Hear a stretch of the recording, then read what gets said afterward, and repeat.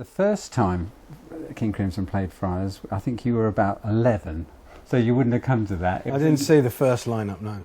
That was in 1969, on the 28th of July 1969. It was in our very first club, which had a little capacity of about 400. And in that whole year, the King Crimson night was the most populated. In terms, we sold more tickets for that than any other gig. And that was obviously in the Great Lake period. But it was just an astonishing show, yeah, and ending with Mars and all that sort of, those sort of classic King Crimson tracks. And then the second time we put them on was at Watford Town Hall in 1971 on the 15th of July. And I think that was the first time you'd ever seen King Crimson? Yeah. I was an enormous fan by then, and it was probably only about the third gig I'd ever been to. Can you tell us a little bit about that? Because I think there was a bit of a story about how you nearly didn't get there or something. Well, yeah, I guess I'd still be, it's just before school would have broken up, I should imagine. So I'd been at school that afternoon, and there's a bit of rough ground that separated the playing fields of the secondary school from the primary school. And I fell over in that rough ground, and I landed on a milk bottle, and it was a really bad cut. I could see the bone and everything.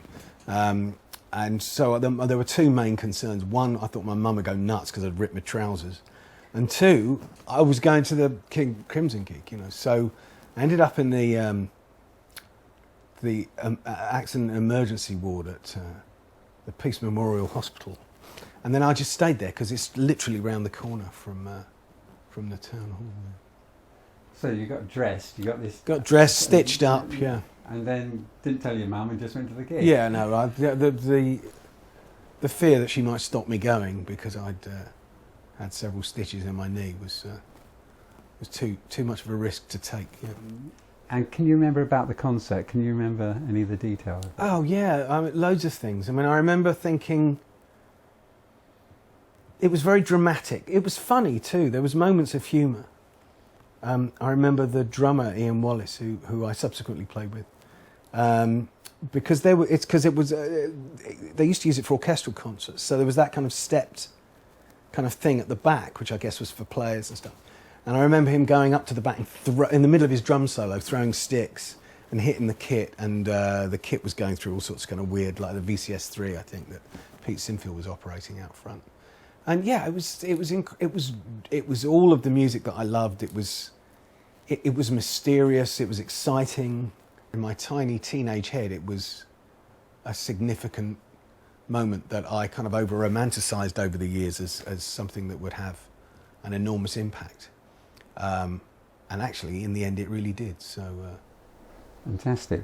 And of course, that was after Lizard, wasn't it? And yeah. After In the Wake of Poseidon. Yeah, they were promoting Islands, the album Islands. Right, but that came out actually after that gig. Yes, I think it did.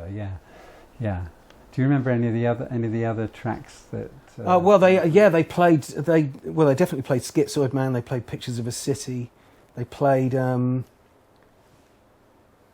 Circus off of Lizard, and they played. Lady of the Dancing Water, I remember. Yeah. Yeah, fantastic. Well, I'm very proud to have been a part of your history in presenting that gig. And when I first saw them in '71, Mel was in the band and was very imposing as a player. I thought he was brilliant. And in fact, he was either side of the stage with Robert. And for me, you know, he was as much about Crimson as Robert was back then. I thought he was amazing. And I've always loved his playing. So it was a real thrill to work with him. I worked with him in the Schizoid band, and we've done a lot of work since. In fact, we did a couple of duo gigs, just the two of us. We did a show in Venice, just a little thing, but that was great. He's brilliant, Mel, and he plays a lot in this. Robert loves his playing, so you know he does the majority of the solo stuff. The solos are Mel, and he's on fire. He's fantastic. Fantastic. Of course, he played Friars in the past in Camel.